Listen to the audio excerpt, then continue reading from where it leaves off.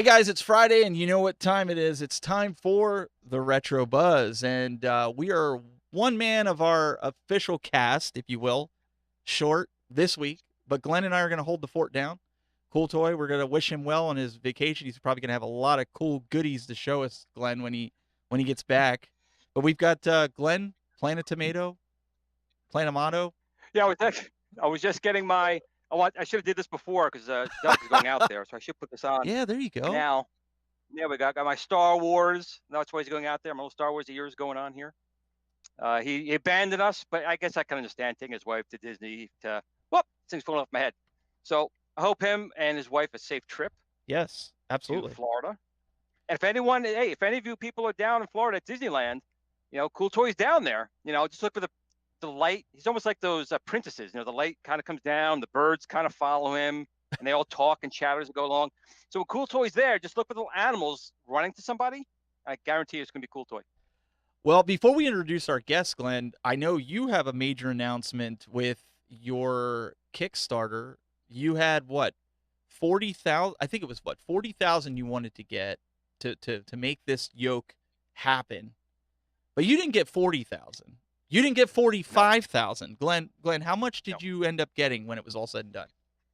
Well, originally, it was 30,000. Oh, 30,000. And 30,000. But at the end of the day, we end up raising $55,556. So wow. I want to thank everyone out there for backing it. And again, what surprised me more than anything was not just the end users, the people buying it, but actually other companies backing the project. And I can't thank them enough. We've already begun some little small redesigns. We're trying to make this as accurate as we can do it. And I'm hoping everyone's going to be really excited come July. Again, the only problem we're having right now, which a lot of companies in China are having, is because of the coronavirus. I'm not sure if it's not affecting us yet, but it's manufacturing, so we're hoping we're going to stay on schedule for July. Awesome. Well, congratulations again, Glenn. I mean, it's well-deserved. You are the godfather here in the arcade industry, so it's great to see you finally making some headways with some of your dreams to come. I'm excited to see him coming out. I can't wait to see that. I'm very glad to hear you say that and pay homage to me. It's very good. Well, I was told that if I didn't do that, that Negan was going to come out, and I really didn't. It was in my email, so I'm making sure that I'm staying on script here. So he's been pretty quiet lately, which is kind of good. Well, we started kicking around, and we were like, dang, man, Cool Toy's not going to be on here. And the other guest that we had, he had something come up with his daughter that he had to go to, and we were like, we need a bombshell guest. We need somebody to come on here that's going to blow the roof off the place. And you somehow, you introduced me to this gentleman. You somehow did it. And without further ado, we have John Wagner from, John was here from Wagner. What is this? Oh, there he is. TK421. Take off your helmet, TK421. We've got having a little fun here on a Friday night here. We've got John Wagner from Wagner's Tech Talk joining us. Welcome, sir. Thank you. Glad to be here. If you guys haven't heard of John, go over to his website over at wagnerstechtalk.com. Yes, he actually has a website because I've been after Glenn. I have a website. You have a website. John, tell him how important it is to have a website. It's pretty important. It does help because there's a lot of things that sometimes you can put in your videos that you really want to kind of supplement it kind of after the fact because you can't go back and edit your videos very well. So yeah, it's good to have a website. Well, it's great to have you here, and we want to get into. I did have one. It was on GeoCities. What happened to GeoCities? It was all on there. All right. To be fair, Glenn does have a website. I helped him start it. We weren't going to say anything. Oh, let's see. But Glenn, it's got some work to be done, right? Well, anything I have always has work to be done. So, I think you guys all need to spend some time this week because I helped Glenn get this going here a little bit. You need to tell Glenn he needs to get this going and get this up. Take some time. I also have to get some time to show him. But it's a start, right? It's a start. Right? That's great to see. It's getting there. I mean, Wagner's also been, John's also been trying to get on me as well. Yes. to do that for a while. He's actually gotten on me for a lot of things I still haven't done, but so Aw, it's just time. You know, we get yeah. 24 hours is just not enough time. But you guys need to tell Glenn how much you'd love to see his content on his website in the next coming months. You got to see it. I mean, it's awesome, especially with the news that we saw today. There was a video out there, and and correct me if I'm wrong. Was it My Family's Arcade? He was the one that dropped it. I believe it was. Yeah, he had an interview with him at the toy fair. Unfortunately, I was gonna go and I did not make it. Typical for me, but he did, and Scott was there, and he had a little interview, and he did ask him a couple of questions. One was, "What's it going to go for?" And Scott actually did give a pretty direct answer. Yeah, I mean, Scott came out and told him flat out, $500. $500 is Wow. what they're, because originally, remember, we were hearing That's awesome. what, $500 to $600 was, and that's not to say that there's not going to be like specialty versions, right? You know, Arcade One Up, they do specialty versions of, like, maybe they'll come out with one that comes with a stool. I don't know, but maybe that's why he said $500 to $600. But he seems pretty rock solid on that $500 price point. That's it's amazing to hit the kind of price point. I know it's a It it's a is. smaller virtual pin. You know, it's not like the full size pins, but even hit that price point with the feedback. You're talking about putting in solenoids, so you feel the ball hitting around in there. That's just stuff you don't really see, especially in that price point. He's gonna have a fairly nice size screen, have a DMD screen in the back. I wasn't down there, but Cool Toy and Retro Ralph did get their hands on it, and P-Dubs got their hands on it, and he said it felt good. You know, the legs were adjustable. Yeah. So it's a lot of things to throw in there for that price point, and I'm still got my eyes peeled to see how they're going to pull it off, because it's supposed to have no lag. Again, Cool Toy tried it and played very well, so it's very interesting indeed. What do you think, John? Now, how are you going to find a? I'm sorry. How are you going to find a clear plastic bag big enough to cover it? Ooh. Oh, I'll find the bag. Don't you worry. The bigger problem is where we're going to put 5 of them. Okay. That's the harder Good problem. point. That's the problem for That's right. everybody, right? Everybody's got all these cabinets and all these. I mean, now people are, being picky about it, like what cabinets they're going to get. Well, the good thing is these pinballs are going to have more than 3 or 4 games. They're going to have like 10 to 12 games on it. So, I mean, they're going to have a Bally version. They're going to have a Disney Star Wars version, and they were hinting at a couple other versions as well. So, I think the Bally one would be kind of nice. I mean, Star Wars games I do like, but I think I would like maybe go more towards a Bally, a midway style pinballs, just because of diversity. And then this way I don't have to look at the new Star Wars on half of my machine. I don't like that new Star Wars at all. So No secret.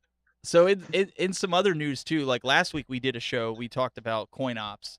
And obviously coming from guys that are just kind of getting into it, we started playing with it because of the Legends Ultimate. And I by no means am an expert in any of that, but one of the things that I complained about, and I know Glenn, we talked about, and Doug talked about, is the configuration aspect of it. We kind of went into a little bit of that and how challenging that can be.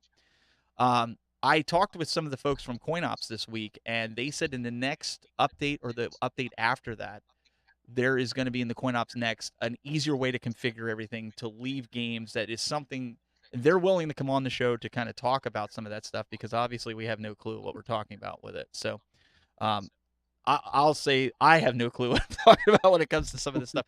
But I did want to find out for the audience. I wanted them to get actual information from the company about it, because like we always say, if we don't know, we'll find somebody that does know. And so hopefully we can get them on if that comes out, and they can kind of explain, because I know a lot of you guys now with the Legends update, the firmware update, and I'll let Glenn talk a little bit about that. Now you can use a USB cable, which some of these guys that don't have a powerful PC or a graphics card can now use a USB cable. They're doing the front end with the AtGames Legends. So did you get to play with that, Glenn? I got the firmware down, and it's, of course, I have days where nothing's happening, and then other days where like 5 things hit me at once. I'm working on a video now for Al Link. I actually got his light up marquee. So I was in the middle of now doing that video when they shot down the firmware last night. So that's something I'm planning to do this weekend. A few people have tried it. It seems to work pretty well. Again, it works pretty much the same as the Bluetooth connection. The only difference is there's really no lag at all. I mean, when we were playing each other, we were doing like turtles and stuff over the Bluetooth. There was a very minor lag. It really wasn't much. But now we're going over a USB A to A cable type of connection to the board. There shouldn't be any lag at all. So I haven't had much time on it. Actually, haven't had any time on it. But the setup looks fairly simple and straightforward. And it's a feature people have been asking for quite some time. And it just goes to show once again that AtGames is in the community. They're listening to the community, and they're importing a lot of these features. Even Cool Toy with his Fire Stick. You know, how many people think about doing that? He suggested it. AtGames goes, you know what? Yeah, we could do that, and they threw it in there. What I'm waiting for is for them to basically put something like this guy right here. If we can get this connected to our Legends there machine, you go. we'll be all set. Now, this, just so people just watching right now, this is actually a free 3D printed Opencade by John from Wagner's Tech Talk. On his page, he actually has a way for you guys to print these, and you can see you put your own controls in here, and they're modular, so you can put wait. I thought that was the Legends Gamer. Oh, you got an advanced copy of it. No, I'm kidding. We're having some fun here. And they sent the advanced Wagner steering wheel attachment to it to put on there as well. Wagner's is very, very good. If people don't know his stuff, he does reviews on his web channel as well as on his website. But he also has his Opencade project, which is basically you can 3D print these different modules for different things. So he'll talk about it more himself. He's even got my Tron joystick done into one. But they're very solid. And if you have a 3D printer or know someone who does, this is something that's a really neat little project, and it's very modular. We want to we're going to dig into that because we want to talk with you about that, and you've got some different guides and books to go with that as well. Now, Nick in the chat room says, "Hey, Steve, are you going to do a video on the Legend stuff?" Probably. I just didn't get my cable yet because I was, like Glen stated, I'm using the software, the Arcade Link, and it works great. So I really didn't need to do that, but I think I'm going to do it just to see the difference because I know Travis, who I respect since you introduced me to him, he states he's getting better quality, and that's kind of where my head went, ooh, instant quality. Okay, yeah, maybe I do want to do this. So my cable comes tomorrow. It's not a regular USB cable, in case people are out there thinking about it.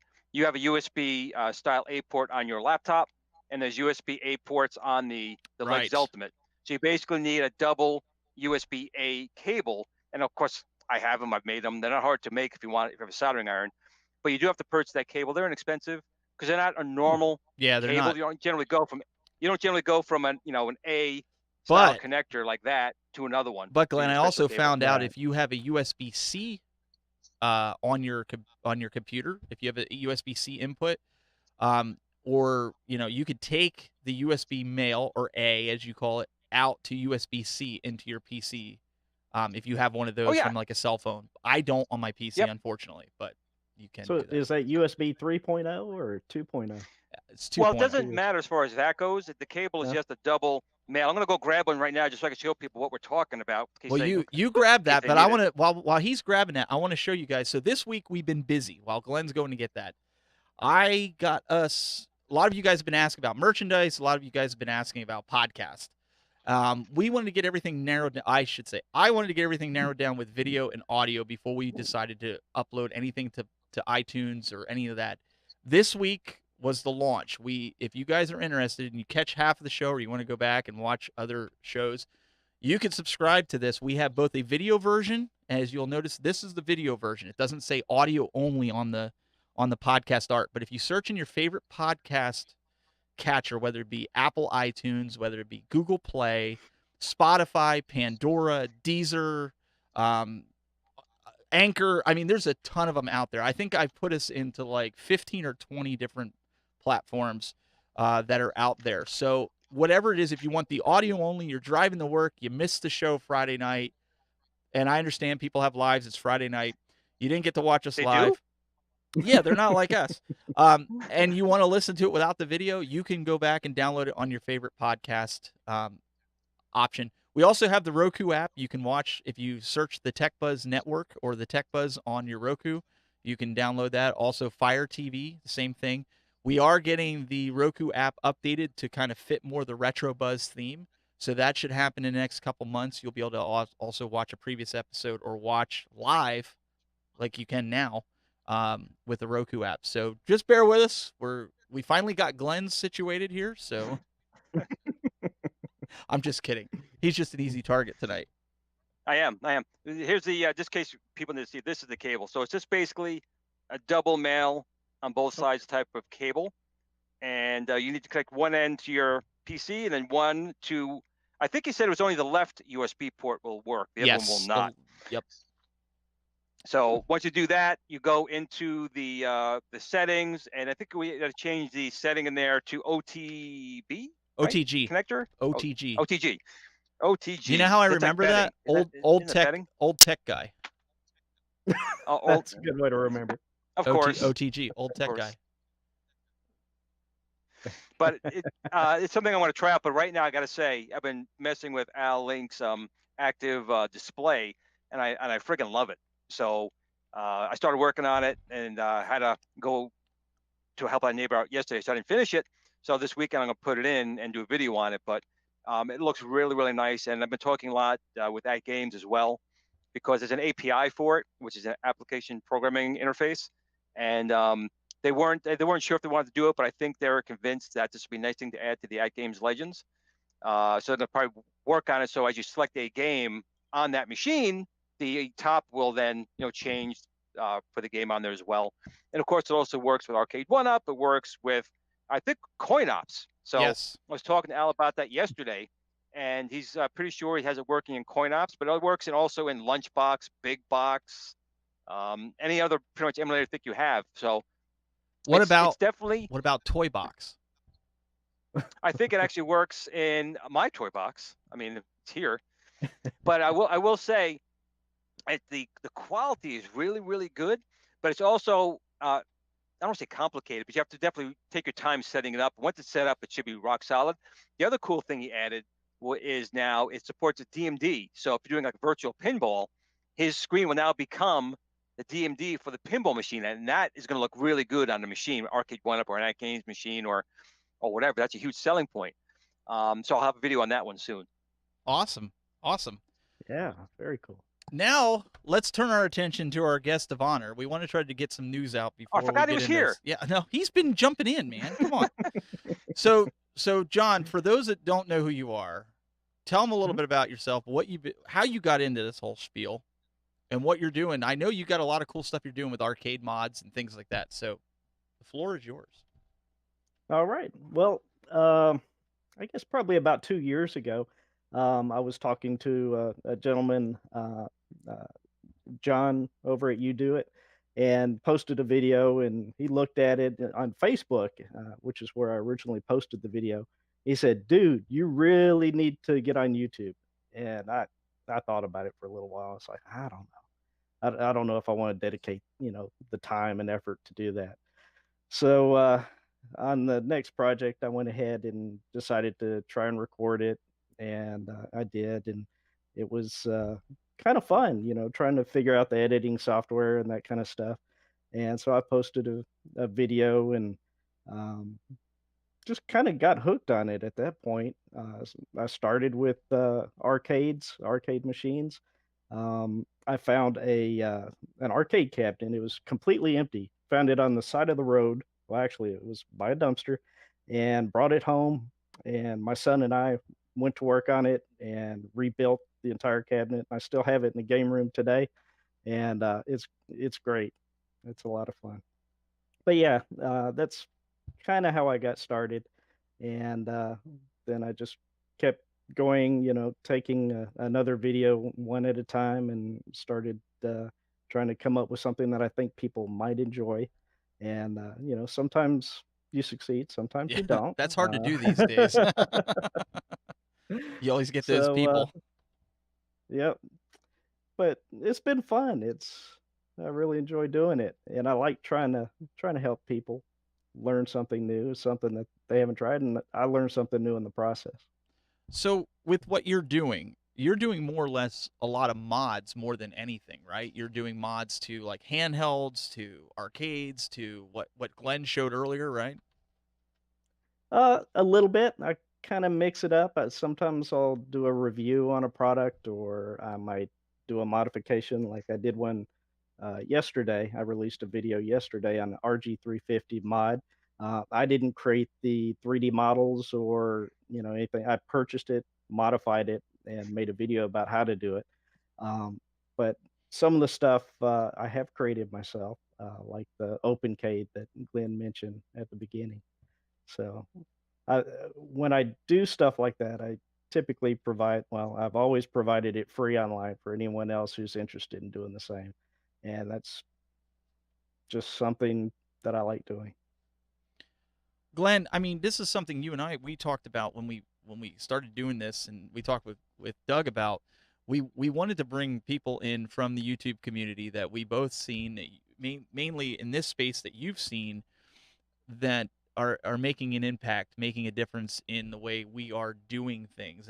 And John's doing that. I mean, he's creating things that Correct. you're using and other people are using. I think it's great to showcase that. I mean, what kind of brought you into meeting John? I mean, what was it that grabbed there? Did he reach out to you?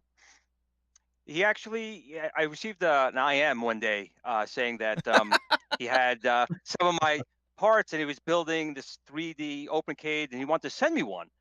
And I took a look at it and it looked really, really neat. And he sent it to me and it is. I mean, I have a 3D printer and I talked to him about it a couple of times. I can print the best string mesh you ever want to see. I think I made 2 little owls that came out pretty good. After that, it's just a mess. So John sent them over and they're really nice. And two things I really love about it. One, it's open source. So if you can take it, you can modify it, make changes to it. But if you want to make something very custom, you can do that. And the kits are very easy. When you print them, the holes for all the items are already there for a Raspberry Pi, or just make an external USB controller. You have options of using like my style controls or any kind of controller. And you can make it as big or small, 1 or 2 player, anything that you want to do with it. And I thought that was a really interesting idea. I know on Thingiverse, a lot of people make all these different types of things, but he's making something where it's very modular and you can add or subtract to it as you need it. And you can make it all inclusive, almost like like the AtGames a gamer device or a Pandora's box, or just make it a controller for something else. And he's also a great guy. He's helpful. He's always in the community throwing out ideas. And like I said, the 3D prints like this thing here, we were talking about it, and he's like, "Oh, I could probably do a steering wheel." And my spinner, he made this steering wheel for it. And then this steering wheel, you may be seeing it also on the Legends Ultimate. That's the gentleman who made it, modified John's original design here for the Glen's Retro Show spinner. So his stuff's even going well beyond his own thoughts of the way things are going. And he's always in the community. He's always doing reviews.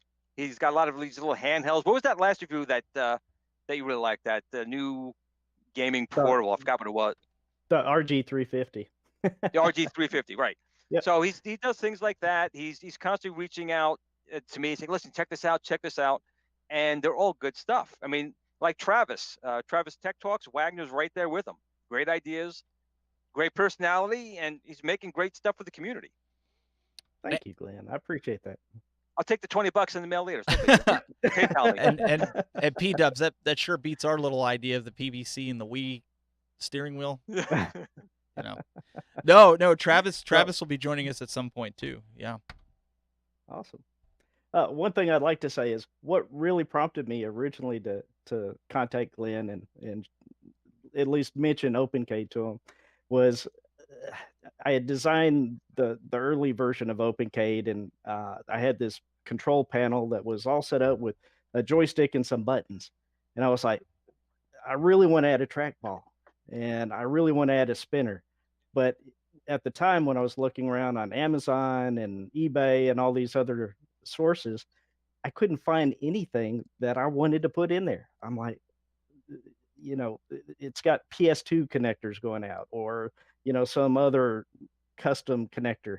I was like, no, I want to put a Pi in here. I want something that's USB. And at the time there was nothing like that. And then I started seeing some posts and a few videos from Glen. I was like, this is perfect. I need this for Opencade. So I started talking to Glen about it, and I was like, maybe if I just send him one, maybe he'll, like the idea and want to kind of partner in a way, work out how I can design something for his stuff. So I shipped him one, and it's been great. I mean, Glen's a wonderful guy. Uh, I really like you, Glen. You're a good fella. Oh, I got it. I got to give it $20 back already. Yeah. There we go. We're even. That was quick. Oh my goodness. No, but this is how the stuff. I mean, you're buying these cheaper than real arcades, right? You're buying these 3/4 scale arcades, and people are wanting them to do things that regular arcades can do, or maybe they can't, or maybe you can do it at a fraction of the price. So guys like you that are out there in the community that are building stuff, whether it's 3D printing it or just collaborating with other people, presenting a product that actually works for these devices, I think that's really cool. I think that says it all, collaboration. Okay, the show's over. We can go now. No. Yeah. No, but John, you did want to show. You wanted to show how you do all this stuff, right? Yeah. If you don't mind. Yeah, we can absolutely do that. So I'm going to pull it up here, and John's going to kind of talk over it. I could skip through. It's probably going to start from the beginning here. Do you want me to skip through all this? That's fine. Yeah. We're going to kind of don't mind. Jump through his. Oh, there's your Opencade. Mm-hmm. Okay. I want to make sure it's on there so that people that subscribe, they can see where to go with that. But go ahead. And another thing to mention too is his videos are very professionally done as well. So he does a really good job with these. Take notes, Glen. I always do. Sorry. I take bad notes, but I always do. Well, here I am. This is the software that I use. It's MOI 3D, and I started using it a couple years ago, and I really wanted to teach myself how to build something that I can 3D print. So I started with this isn't the first thing I designed, but this is the base for it. And the reason why I wanted to see this clip, or wanted you to see this clip, is just because it's easier to see that than if I hold it up to the camera. You can't see it very well. Mm-hmm. But anyway, where the arrows are, that's where the Raspberry Pi goes at the top, and the bottom's the encoder. And you can configure this either with front buttons or without front buttons. And the sides are for expansion, so you can move from one box to another. So you can route your wires from one box to another. There's the connections for your Raspberry Pi. And then you can, attach different pieces to it, which you're not going to see here. You can actually put arm rests or palm rests rather, and side rests to it to expand it such that it's very comfortable to use. And this is the control panel. And this one is a little bit of cramped, but there are multiple panels that you can download. Like if you don't want all those buttons on one panel, you can put your select and start and joystick on the left. And on the right-hand side, you can have your 6 or 8 buttons. There's also an empty panel. So if you want, you could customize the panel however you want. So you aren't stuck with just what I provide. You can, do whatever. Additionally, there are panels for Glen's. I guess I should, while you have it up here, see the little notch up there? Since this video, that has actually gone down deeper. So you can use this to feed a cable out the back. So if you don't want to put a Pi in there, and let's say you want to use the Tron joystick or the spinner, you can attach that to a control panel and hook this up to a PC, and you can play Tron or whatever games you want, Afterburner, you name it. You could play it connected up to your PC, and not put a Pi in here. So it's really customizable. It's however you want to build the unit. There are cover plates that you can put on the right-hand side or left-hand side.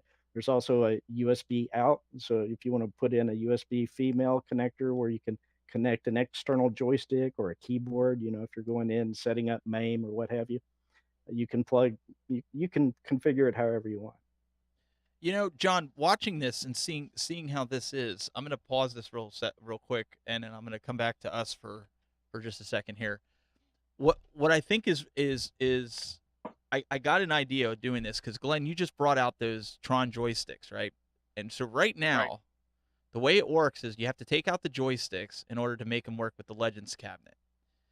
But if John builds extensions for the Legends that slide down the side, and you mount the Tron joysticks in there, you can actually wire them into it and leave them connected at all times.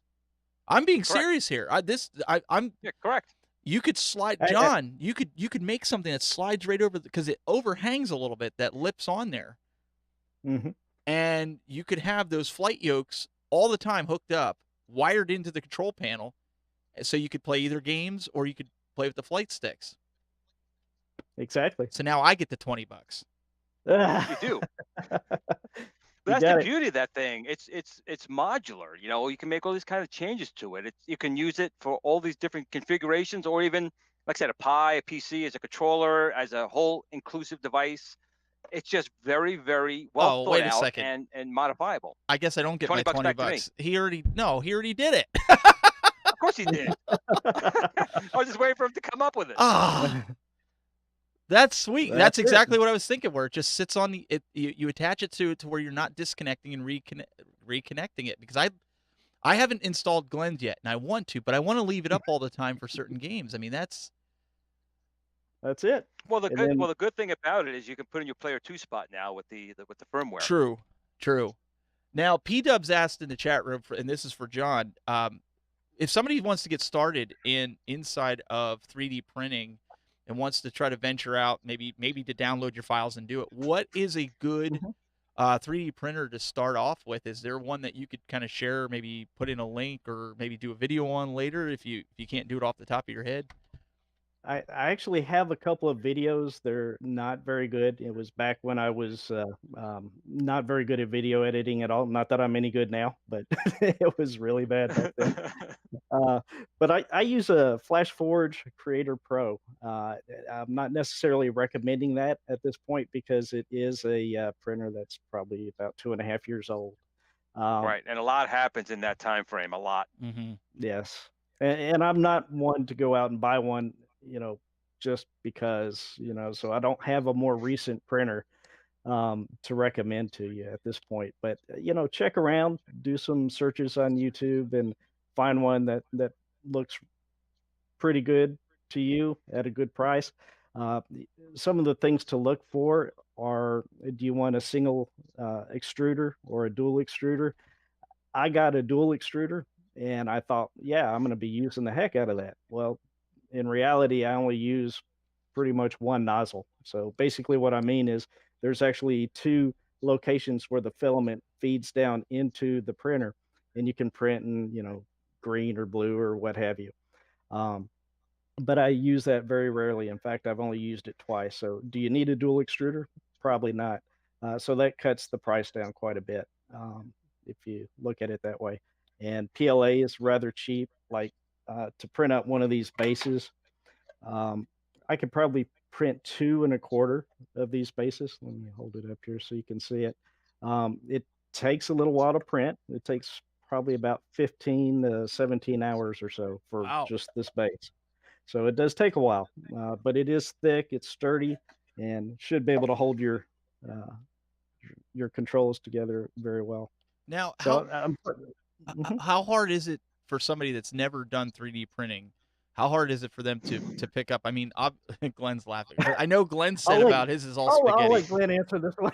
Well, I was just going to say that the printer, it does depend on the printer. I have a i3 Mega, which is a very good printer. It's got a good base on it, but mine just came warped. And I've been dealing with the company to get a new base, and every time they send it was worse and worse and worse. So if you don't have a good base and it's not perfectly flat, what happens is your printer will start printing, and it's either going to lift or just start misprinting. So if you get a printer and there's no problem with your base, usually you'll be fine, because you can go right to Thingiverse, literally just download it, slice it, and it does the work. But the real beauty of 3D printing is something I'm not good at, and John is getting pretty good at, is the designing. You want to be able to actually design something and then make it. It's fine to bring it down and print it, but it's always better you need something, you make it and print it. So I will say that printers in the past 2 years, mine's about 2 years old. Actually, mine is 2 years old as of beginning of this month. The technology has gotten a lot better, so it's getting cheaper with better components, like anything. So the printers today are a little bit more forgiving, but it does come down to if you get something that's not perfectly calibrated, it doesn't matter how good you are. If it's not calibrated, the printout's going to be horrible. Your first layer base is where everything's going to be based off of, and if that's not right, it's going to be it's going to be a mess. That's true. But it's very fun, Steve. I tell you, when you see this thing, you first put it on, you come back in 5 minutes, you come back in an hour, you come back sometimes in 24 hours, and you just see that there was nothing there before, and then just see this thing slowly get created there. I mean, it's awesome. pretty wild. It's pretty wild, and For you'd a be couple of weeks, I surprised. just kept staring at it, going, "This is amazing." Yeah, you hear that sound, and you'd be Yep. surprised how small the dots it makes. That's why it takes so long. You said it takes about what, 8 hours, you were saying, or 14 hours to print 17. that base. 14. The dots there are literally like a period of a pen. I mean, they're really tiny, and it's got to build that up all the way around, and then it depends on how much what they call infill you want to use. So when you're building something, you could do 100% infill, which is going to make it obviously very solid, but also cost more because using all the filament, and time's going to go up. It's got to make every single spot. If you do maybe a 50% infill, you could have part of that be air, and it makes like a structure inside, like honeycombs, to use up less filament and save time. You could be a cheap sucker like me and do like 5%, and then it just falls apart the entire time. But there's a lot of things that go on with it. I think, though, the other thing, too, is you have to have what's called a slicer. And when you download something from Thingiverse or create something yourself, the slicer is actually the program that takes that model and does what it says. It slices it into little pieces that the printer will then print it out. And some slicers are easy to use, and they cost a lot of money. And some are free that you'd rather strangle yourself than use. So you kind of find that happy medium. I think some printers, maybe John can tell me here, I think some printers these days come with a fairly decent slicer. Mine did not. Mine was got to find your own, and it's just not been the best of experiences with that. My printer came with one. Actually, no, it came with a freeware one, and then shortly after I received it, they did release something called Flash Print. And I tell you what, I have not needed any other slicer. It does everything I need it to, and matter of fact, it does some things that I really didn't know I needed, and it was there. It was a pretty cool option, like being able to slice a large model into smaller pieces, so you can, build something larger than the actual size of the bed. So that is another thing to look at is um, take a look at the type of things that you're going to want to print and make sure that the printer that you decide on has a bed large enough to print that. Like I believe this, and I'll have to look at the website because I can't remember, but I think it's like 8.5 by 9 inches bed on my particular printer. So you want to pick one. If you want to print these up, you want to make sure that the bed size on the 3D printer is large enough to be able to print the dimensions of the object that you're wanting to print. So how and another thing on top of what he just said there is there are printers that like mine's I think a 220 by 220 by 210 size building. So some people go, I'm going to buy the 500 by 500. Then it comes to your house, and like, holy, it's huge. It's huge. So you have to be careful of that too. You got to make sure you're not getting a printer bigger than the space you have available. So how long did it take you? How long did it take you to? Obviously, there's some CAD design that you need to know a little bit, right? With designing the 3D elements of the box. I mean, it's not just. I guess what I'm trying to stress to people, kind of the same way I talk to people about the broadcasting stuff, is you don't just buy the equipment because you have the money if you don't know how to use it. Otherwise, you've got a $500, $600, $700 paperweight in a 3D printer. I guess what I want to stress is like what type of time are they looking at before they're even going to print anything? Like how much time does one need to do? What they buy the printer, they sit down with the instruction manual, then what? What happens? All right. Okay, you're talking about two different things. You're talking about the design on one and then talking about just printing. Yeah, okay. just in general. All right. For the first question about the design, I had some time off work during the holidays. It was around November to December a couple years ago. And I used a lot of time, late nights and so forth, and during the day working on learning some software. And I tried several different packages.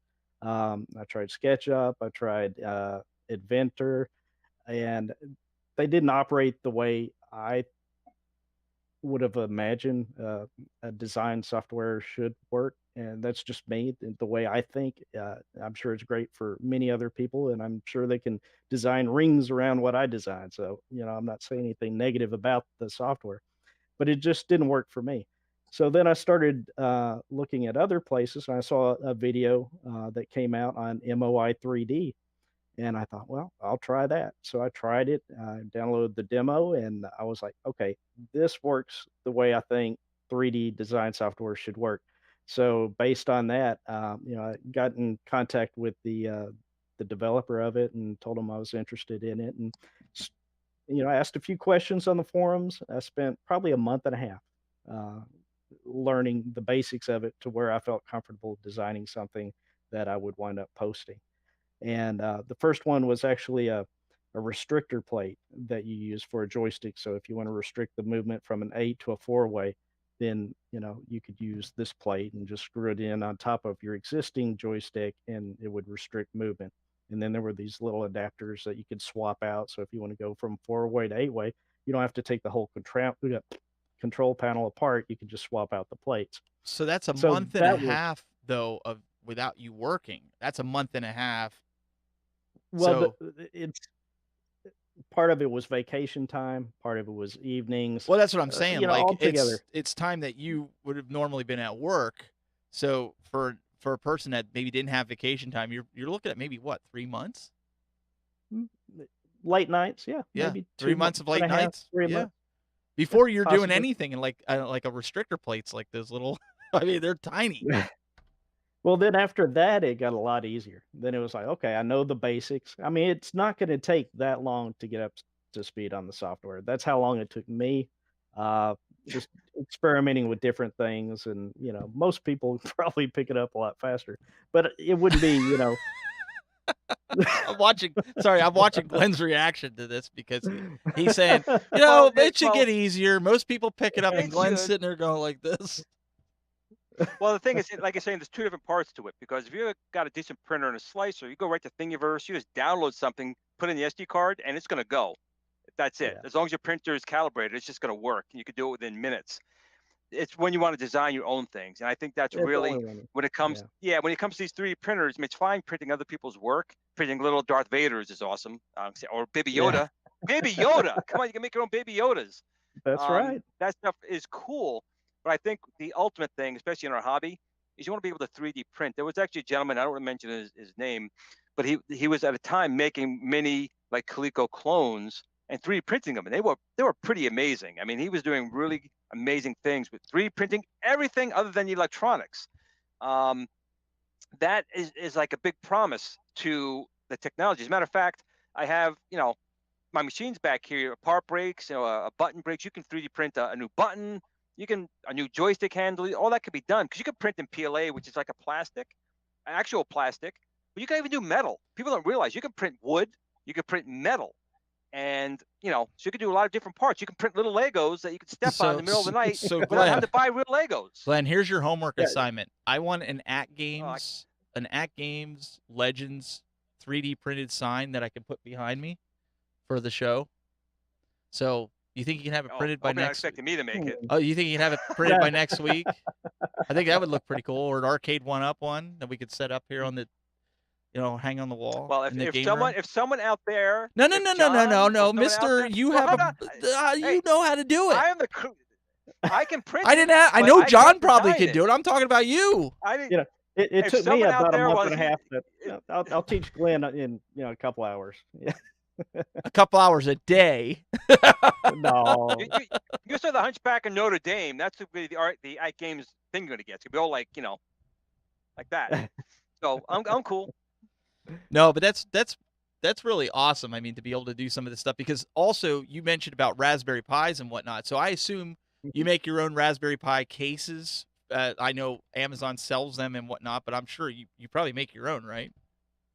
I've printed a few of my own, yes. Yeah. I haven't designed any of my own. Oh, okay. Except for this, when technically it is, a Raspberry Pi case, just in an arcade format. Right. If you go on Thingiverse, you can type in just about anything. A Raspberry Pi Thingiverse, case, like a Darth Vader Baby Yoda. Thingiverse is where I got the arcade one-up coin buttons. So without modding the holes, Oh, right. somebody actually printed them for me. And they use the existing hardware inside of there. So you take the switches out and you take the button tops off so you can actually press the coin down on it, and it fits in that oval spot on my modded cabinet. But it's just they're 3D printed cool. buttons. That's it. And that's on Thingiverse. Right, I think it's like $10 or something. Right, exactly. With Thingiverse, you're more than welcome to download the file and print it on your own. But if you can't, like me, or not properly, you can have them print it for you for a small fee, depending on different factors. But they're usually pretty inexpensive, and everyone who's gotten stuff from there has always said it's been good quality for 3D printouts. Oh yeah, yeah, it worked out pretty good. So John, what is the new project? I saw, earlier you told me that there's a new book that you have on your website that you wanted to talk about. So I'll pull that up. Why don't you tell us a little bit about it? Sure. One of the handhelds that I've been working with quite a bit recently is this RG350. And let's see. Yeah, I'll do that first before we go to the website with it. All right. So I put some recent mods on here. Okay, those are the buttons. There we go. The sticks over here. These are they're 3D printed. It uses, I believe it was SLA, not SLA. I don't remember. He just told me this morning what he used. It was a resin filament type printer. It's not using traditional PLA or ABS that I'm used to, so I'm not quite up to speed on it. But anyway, I've been working with this device for a little while, coming up with, I've got a lot of help from other people who have purchased this particular device. And, they send me tips. I started out with my own tips, and then they sent me tips, and, a lot of great people who are helping contribute to improving this web page. But on this page, you go to wagnerstechtalk.com / was it RG350 tips, I believe. And you come here, and basically at the beginning, I kind of step through, when I picked up this RG350, and then there's a table of contents just down just a little bit more. There we go. And from here, you can find out a lot of things that you might be interested in, such as, how do you add a TI 99 4A emulator to it, or an Amiga emulator? It can run all of these different types of emulated consoles and arcade games. You can play MAME. And anyway, there's tons of information on there. There's also stuff for this modding that was added yesterday. So yeah, all kinds of stuff. If you're interested in retro handheld gaming, this might be something for you. And the book, also can you goes get that into on the book? You can get on Amazon. No, it's not a purchasable book. Oh, it's right here. Right yeah, there. I just realized that. I'm going through it. Yeah, This is the actual book. That's actually, yep. Wow. It's not something I sell. Everything I do, I pretty much provide for free. So that's it. There's also one for the Pocket Go version 2. It's not as comprehensive as what you see for the RG350, but it also goes in through, how to set up Daphne, for instance, if you are interested in playing the Laserdisc games like Dragon's Lair or Space Ace on these handhelds. You can do that. What kind of micro SD cards will work with this, and save you the time of watching the entire video. I put on 512 gigabytes, and it worked great. So that's on both handhelds, the RG350 and the Pocket Go version 2. So yeah, I hope that information's helpful to somebody who's looking to get a handheld that they can play their favorite retro games on. Oh, we just got a super chat from Mr. Retro Ralph. You wanted to and thank John. There they he got is. the keys for all the emulators. Was a pain. Yep. So Retro Ralph, thanks, bud. The hotkeys. Thank you. Because setting up those hotkeys were a pain, so he's thanking you for them. Hey, do me a favor, Glenn. Reread that because your internet cut out on that one. Yeah. Oh, did it? Yeah. thought it was mine. I'm checking the router. No. It was Glenn. He like froze for a few seconds. Say that. Read it again. Okay, well, we got a super chat from Mr. Retro Ralph. We got a huge thanks to John Thank Spack you. on the RG350. He said he got the keys for all the emulators. It was a pain, and his site Yeah. had all the info. He said thanks a lot to you, John. You're very So big welcome, kudos Retro to you Ralph. from Retro Ralph. Awesome. Very welcome, sir. Yeah, I just because when people send in a super chat, I wanted to make sure you started to read it, and I was like, okay, Glenn, you like giving this dramatic effect or what? And then all of a sudden, it just was like it threw it out. Like Perfect timing. when you listen to it on the recording, you're gonna laugh. You're gonna know exactly what I meant by that. But no, that's really good information. That was one of the reasons, guys, we wanted to bring John on here, because a lot of you guys like to mod. I am a guy, like if I see somebody like Ralph do it or somebody else, and I think I can do it by watching it, or I sit there and I see a guy like Ralph do it, and I sit there and he's blown up this board and blown up, I won't even attempt it. And I understand it goes with, listen, I understand it goes with the territory. I really do. But I'm more of the guy like, okay, if it's dead set easy, I'd rather just turn the machine on and play it. Like I just remember the days of the Hackintosh, and I just have no patience for it anymore. That's why I see a lot of guys. Some things are easier than others. I mean, I'll do Yeah. it, but when it comes to like virtual pinball, I definitely want to gouge my eyes out. I know Oh. Retro Ralph. Well, other that's why people my do it. toy shock is the way it is, and I won't Right, mod it exactly. because I need a step-by-step guide that's guaranteed. I buy these parts, connect man. it, and it'll work, and put this monitor in it. Because otherwise, I'm not even going to attempt it, because it's fine the way it is. It's not the hard part. It's not the hardware. It's virtual pinball software. You just want to blow your brains out.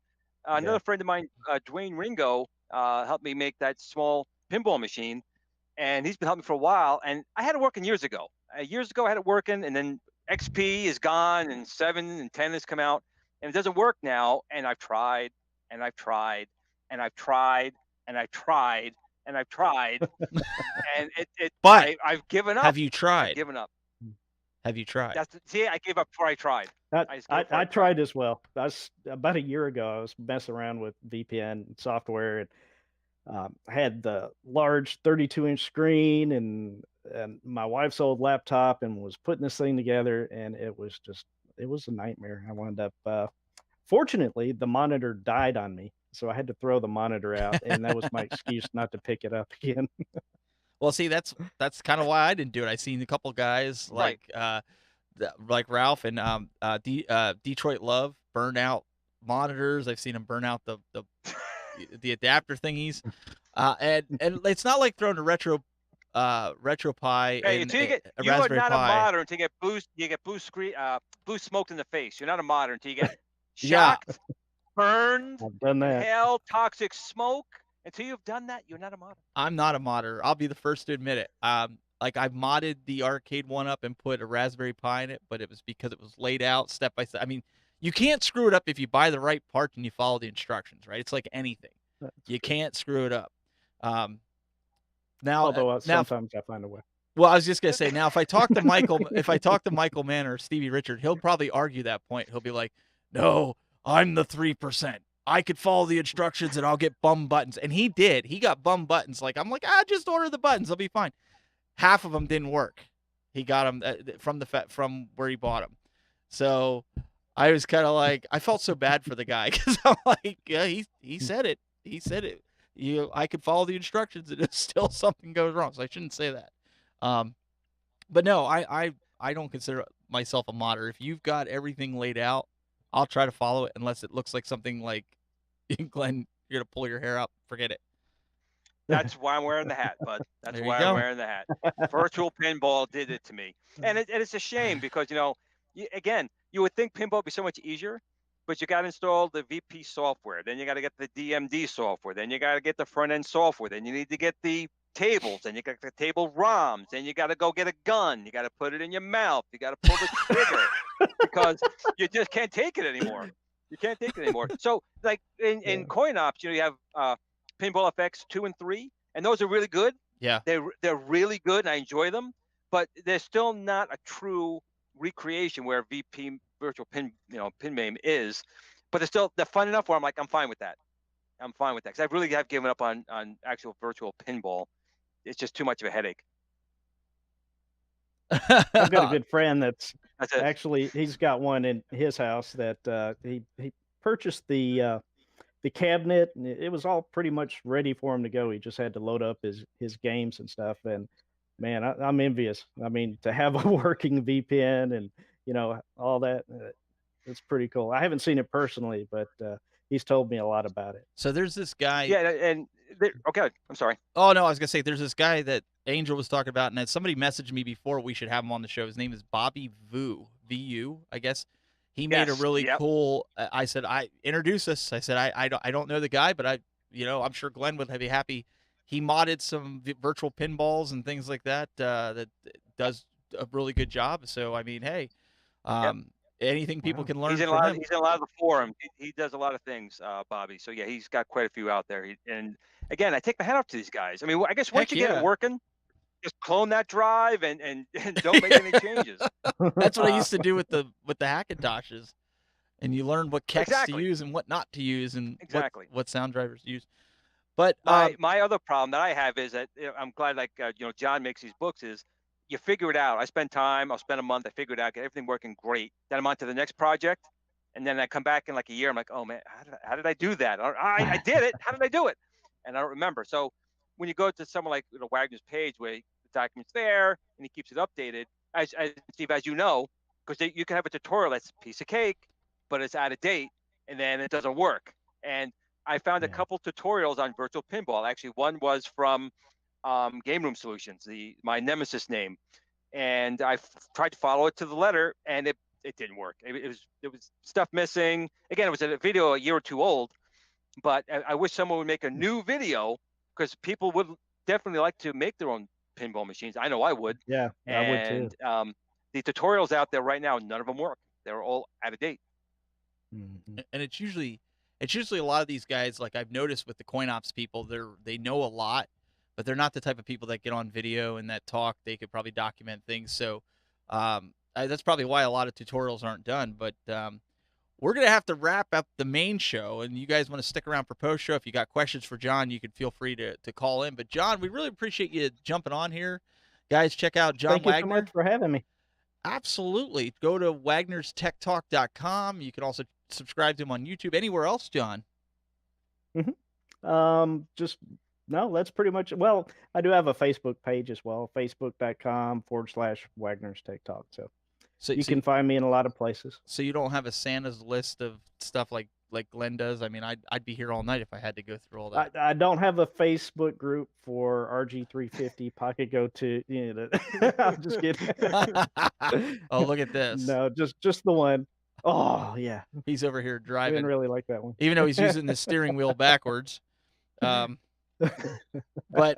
we also have Mr. Mickey Mouse himself paying homage to Doug, who's down in Florida. So hope he's having a good time. Hope he's having a good time down there. We miss him, but you know what? He's got Baby Yoda probably all over the place down there, and he's building his own lightsaber. So, no, it's not Baby Yoda. It's the child. Say it right. The child.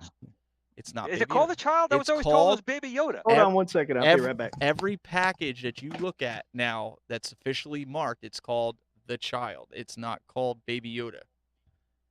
Wow, we need to start a petition going. I'm putting my foot in the sand right here on Dagobah, right here, and I'm still calling it Baby Yoda. Okay. Live Baby Yoda. Oh, here we go. We've got a 3D printed Baby Yoda. Or the child. Oh, Glen's getting up now too. This one hadn't been painted yet. That's all right. That's a start. Well, Glen's is probably hollow. Hopefully. No, I just hope Doug can make one. This is one of my prized possessions. My Darth Vader lightsaber. Oh yes. Is that the Black Series? That's cool. You know what? This I've had a long time. I think it is the Black Series. That's the one I have on my shelf behind. Really good. I love it. That's when I go out onto troops, as John knows from being in the 50, what is it, the 501 501st as they call it. When we went out and did parades and things like that, I always carried the Black Series saber because it was the awesomest at night, lit up really really good. So But we've got Darth Glen in the house with his Mickey Mouse ears, and he looks very scary to most. But you guys can check out Glen. Go to youtube.com/Glen's Retro Show and everywhere else. Or just go on the internet. It's everywhere. Just so go just everywhere. Go on the internet. I'm going to pop up somewhere. Yes. So if you guys downloaded the audio podcast of the show, you definitely want to go back and watch the video to see Darth Glen. So, well, we'll see you guys next week.